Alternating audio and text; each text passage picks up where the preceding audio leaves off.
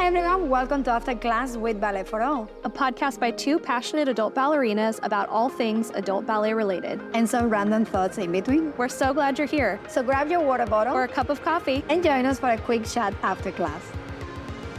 Hello. Good to see you. So we have Stacy again with us today, which is amazing. Not just one, but 2, 3, and 4 episodes now, Stacy. Thank you so much for having me. As always, I love spending time with my Ballet for All family and tuning in here from the Big Apple. It's lovely to have you. How is everything going with your training and the steps and all that? It's going great. All of the faculty are very supportive, and I've seen myself make a lot of progress with just really now being able to dive more into enjoying the choreography. I'm remembering choreography more. I'm taking a wide variety of classes, going really, really well. That's so amazing.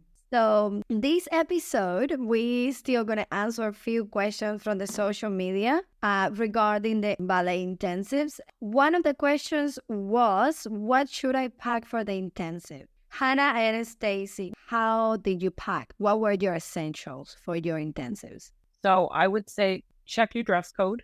Very important. Find out what's required and stick to that pretty much. Black leotards are always safe. And I do recommend trying out a lot of different styles before you go, so you're in the most comfortable attire that you can be. Most comfortable tight. So you really want to, generally speaking, traditional ballet attire is best. Some require black leotards, pink tights, pink shoes, and a skirt is optional. If I'm doing a 5-day intensive, I'll probably pack 8 leotards. And then I probably pack maybe the same amount of tights, probably. So I just know that I have enough to, if I had to, want to change it in a given day. I don't like that leotard. I want to change it. Always have a spare. We're women, always have a spare set in your bag of everything. I'm military too, so spare of everything. Yeah, I would definitely say one set of everything for each day. Think about what you're going to wear for your performance as well, so that you can set that aside and not wear it, during the week. And then you want to have whatever warm-ups you like to wear. If you leg warmers, if you wear pants or shorts to warm up, whatever. We all have something different that we use. And then certainly I would say a ballet appropriate shirt or sweater. In case the air conditioning is on. It's recommended that you wear something fitted. So I always recommend either a fitted long sleeve t-shirt of some kind, like a yoga t-shirt that's long sleeve in case the air comes on, or a fitted ballet sweater of some kind that's either a wrap or a pullover that you can wear that would still allow the placement to be seen, but you won't freeze. Yeah, I think what you said about checking the dress code is really good, because that honestly didn't even occur to me, because at the intensive I've been to, there is no dress code. But I know for some, you need to find that out. And I think definitely, like you mentioned, making sure that you're bringing comfortable leotards. Like, I would not recommend buying a new leotard that you've never actually danced in and then wearing it for the first time at an intensive, just because you don't really know if it's going to be like pinching in a weird spot or riding up or different things. So I think picking clothing items that are comfortable, whether it has to be a certain color like black or whether you can wear whatever you want, definitely prioritizing comfort, because as we talked about in the last episode, you will be dancing for a longer stretch of time than you're probably used to. So bringing things that'll keep you comfortable and also keep you warm. Like, I know the intensive I went to, there was lunch breaks and a few minutes between classes. And so one of the things that I always have brought, that I'm always glad that I do, is warm up booties, just to keep your feet warm in between things, because you don't want your feet to get cold between finishing technique and going to point class. So it's nice to have those just for around the studio for keeping your feet warm in between things. And then obviously on the topic of footwear, making sure you're bringing your slippers. If you are going to be taking point classes, make sure, you're bringing your point shoes. I think, by the time you're going to an intensive, you'll probably know how quickly you break down your point shoes generally. But again, you're going to probably be doing more dancing than you might be normally doing. So I think even if, your point shoes tend to last you a few months normally, I would still say bring a backup pair, just because you might surprise yourself and kill your point shoes partway through the week. And it would be a bummer to not be able to take point class for the rest of the week because you didn't have backup. So I think bringing 2 pairs of point shoes, even if, it's unlikely you'll use both, is always a good plan. Then I would say to that too, Hannah, make sure you have all of your point shoe pads. If you know what you use and you're comfortable with that, great. But if you're not, or you have any reservation, bring several pairs. And I can also attest to wearing a leotard that you've never worn before. And I was like, this is going to be my favorite leotard. And I'm putting it on and the zipper break. Okay. So that was like the bad news, but that's a very good testament to, what you point out, because you have things and, you say, okay, it's going to be my favorite.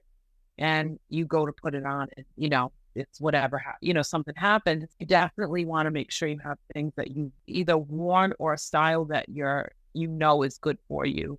And I would say have a few pairs of ballet slippers too, if you do have a few, just because the flooring is different everywhere you go. But most of it's marley and it's pretty straightforward, but you never know. And so you definitely want to, sometimes they're more sticky than others. There's less friction. So a second pair of ballet slippers certainly doesn't hurt either. And I think too, I know I'm the same in that I like to kind of overpack and bring, one leotard a day at least, and then a couple of backups. But I know sometimes for people that are traveling, if they have limited space in their suitcase, you can hand wash stuff in your hotel room. Like I know some people that came internationally did that. Like they didn't have room to bring 7 or 8 leotards and 7 or 8 pairs of tights. And so they brought 3 or 4 and they would just hand wash and hang them up to dry and then, rotate through. So that's kind of a hack if you're short on space. I think something to prioritize above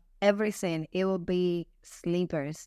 If you have no space, remember, it's going to be a very exciting week. You're going to be moving from here to there, here to there. You never lose anything. That will be the week that you might lose one of your ballet shoes. It will happen. You're so excited. Everything is different. Everything is new. You're talking. You're changing from one class to the next one. One of the things I realize at the intensives is because a lot of people are wearing the same brand as you and they kind of look the same. Like it doesn't hurt to write your initials in each of your shoes, because we would all be kind of sitting around with piles of our stuff. And it's like, I wear Sodanza shoes, but then there was like 10 other girls there that also wear Sodanza shoes. And so if all your stuff's kind of in a pile, you're like, wait, which pair is mine? So yeah, doing things like that where you're kind of marking your shoes can be a good tip. Also too, if you have other activities that you're going to be doing, like I know for the intensive I went to, there was an activity every night. And so making sure that you're packing clothes for that. If there's a formal dinner, if you're going to be doing something at the beach. And then also the one I went to had a photo shoot as part of the experience. And so you got to do a dance photo shoot either in studio or on the beach. And so making sure that you're obviously thinking ahead for your photo shoot outfit and what you want to wear for that, and making sure that you pack it is an important piece that you will want to have. In a way, it's really intense. I mean, it's an intensive, right? So it's intense, but it's intense in a personal way, because I think when you go in with this mentality, you really want to show up dressing the part so that you perform the part. I always say that helps you, but we want the bun to be right. We want the clothes to be right. We want this to be right. That. So you get so stressed out getting yourself together to get where you're supposed to be that the likelihood of forgetting something is truly very high, actually. There's just so many things to remember and I'm like, in normal life, I'm a very light packer. Like I was raised by a father who literally refuses to let us check bags when we go on vacations. We're not allowed on family trips. Like we can only take carry-ons. And so I'm a very light packer, but packing for intensives, I was like, what, all this crap? Like this is insane. Luckily, the ones I went to, I could drive, and our car was packed out. My husband was like, oh, dear God, because he came with me and just hung out in the hotel and did other things for the week. And he was just like, this feels excessive. And I'm like, yeah, it probably is. But I was so stressed out about not having something I needed. I scaled back the second year. That first year, I was like so nervous. I'm like, what if I need this? And he's like, then we go to the store. It's going to be fine. It's a dancer thing. We want to be prepared. I will say though, one thing I was thinking of in thinking about this topic, if you are checking bags, make sure you take a pair of ballet shoes, your point shoes, a couple of leotards, a couple of pairs of tights in a carry-on, so that in the event something delays your luggage, you will have things to dance in and move about in. And I personally never check my shoes, my point shoes or my ballet shoes. I always put in a carry-on. So make sure you have a small packing detail of getting yourself through a couple of days if you had to. If anyone wonders what are the odds that someone else had the same suitcase as you and you take someone else's suitcase home with you on your holidays, the chances are huge.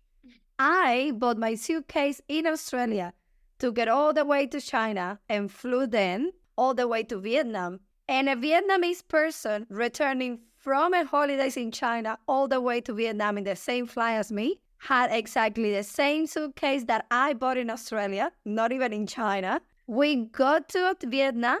My husband looked at the suitcase. It's my suitcase.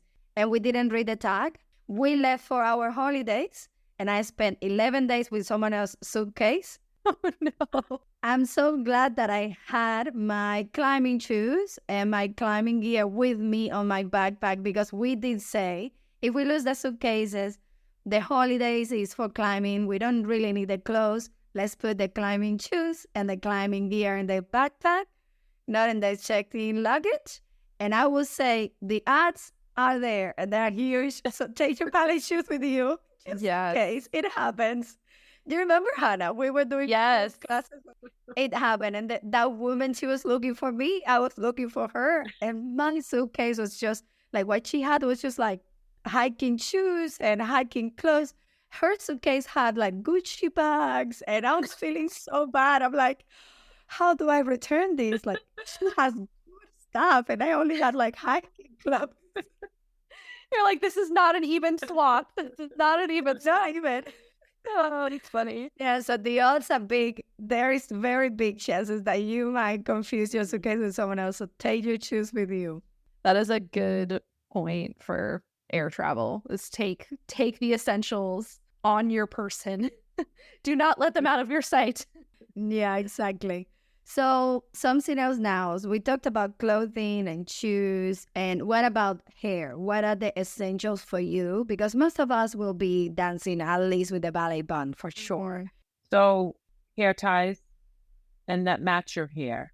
Really try, if you can, if you have dark hair, to have dark hair ties, bobby pins and hairpins, and they are different. So make sure you have both.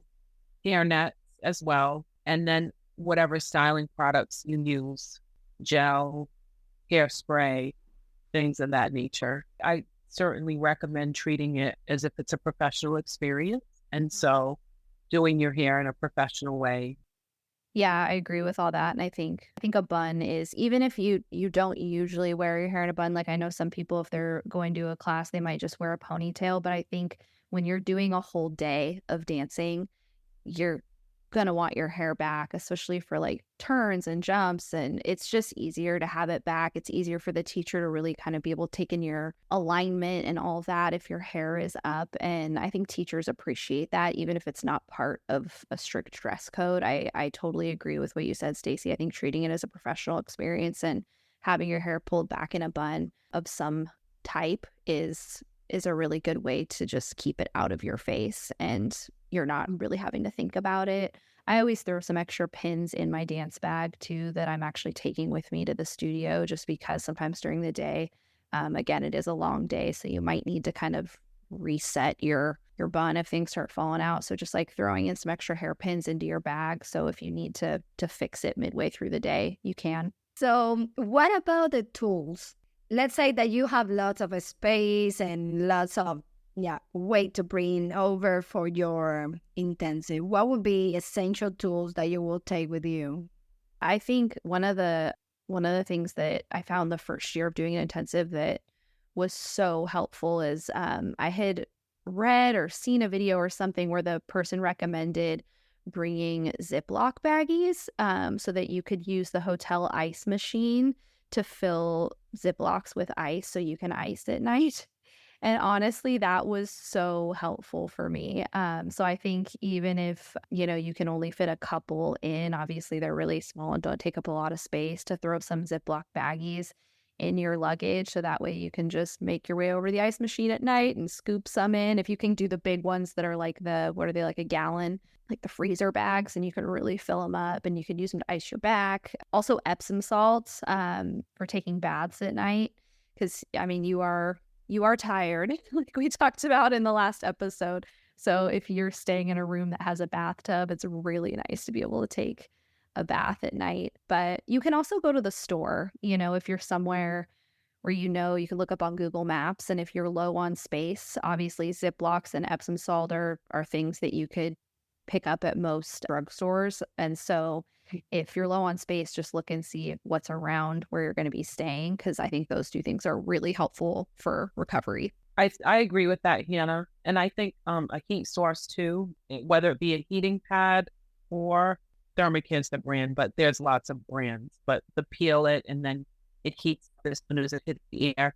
I mean, or if you have a heating pad of some kind, that you can wrap that on anywhere, knees, back. I mean, if there's something that you require heat for, I would say one TheraBand that you can use to stretch your feet out so that even if you can't roll them, which you can get a tennis ball at a local store if you need to roll out. But if you've got nothing else, you can at least use a TheraBand, and that's very thin and light.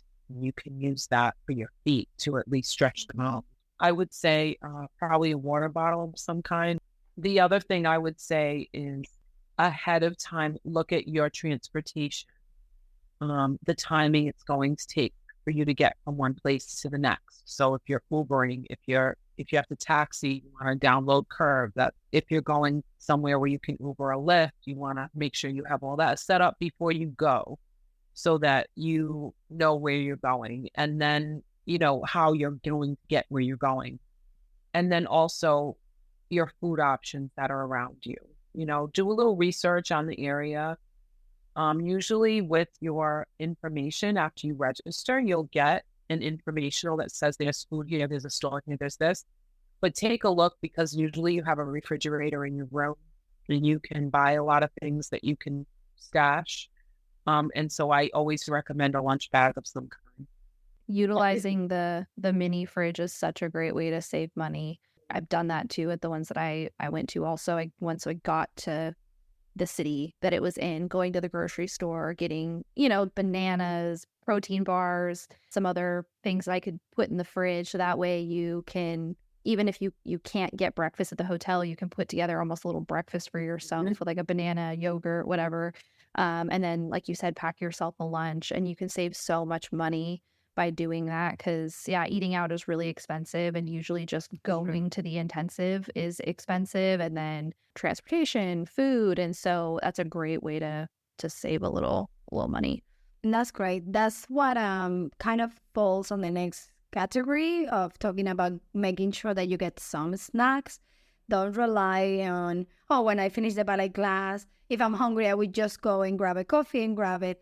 Make sure that you always have with you in your dancing bag some sort of snacks. Like, what would be your go-to snacks, Hannah and Stacy? Yeah, I think what you said it's so true. A lot of times the breaks are quick in between, and I remember looking at the schedule and thinking, I might have time to like pop over across the street to the coffee shop and grab something. But then in reality, if class goes over a few minutes, or you need to use the restroom and there's a line, it's all these things. So like having food on you is so important, just to be able to munch on things between. And again, you're going to be dancing more than you're probably are used to, which means you might be hungrier. Like I remember feeling that way, Stacey. I don't know if you felt this way, like at the intensives. I was definitely, I am starved. Yeah, You're working out so hard that I felt like my appetite doubled. Yeah, in the week of intensive, because you're burning so many calories. So take whatever you think your normal appetite is and double it. And and bring double the amount of protein bars, double the amount of, bananas, whatever. But going back to your question, Elena, of what I like to bring, I'm a huge banana person because I tend to get calf cramps. And I've noticed that eating bananas before class really help with my cramps because of the potassium in bananas. So if you're someone who's prone to cramping, get bananas. If you can't, if you're flying, obviously you might not be able to travel with them, but grab them at the store. So bananas are like a huge staple snack food for me. What about you, Stacey? I'm a banana person too, so yay for the bananas. And if you add some peanut butter, you could add some protein to that too. Yep. I keep a jar of peanut butter, like if you can eat that. A lot of people can't because of allergies, but if you can, a jar of peanut butter goes a long way. If you just have that for like quick snack, spoons of peanut butter, and it helps you. But bananas, peanut butter, those are dry, right? So they don't have to be refrigerated. So you can keep those in your dance bag. I do protein bars as well. Always have a bar or a protein shake drink that's already pre-made, right? So already in the bottle. I don't have to make it, mix it, do anything, and it doesn't have to be refrigerated. And I usually will always have peanut butter. And like I said, I'm a banana person. Apples are good because you also don't have to refrigerate those, really. You can just throw those in your bag. And again, put some peanut butter on it, and now you've had some more protein to it. Great snack. So those to me are you want things that you don't have to refrigerate. You want things that are going to give you a good amount of protein and some carbs because you do need them. And I will say this, I totally agree with Anna. Like, I thought this was when I was going to be like on the the quote unquote ballerina diet. Oh, I'm just like going to do my normal like intermittent fasting, which I usually do, right? You're up at 7 getting ready. Well, no, I'm just going to have my coffee and go, and I'll be good till lunch.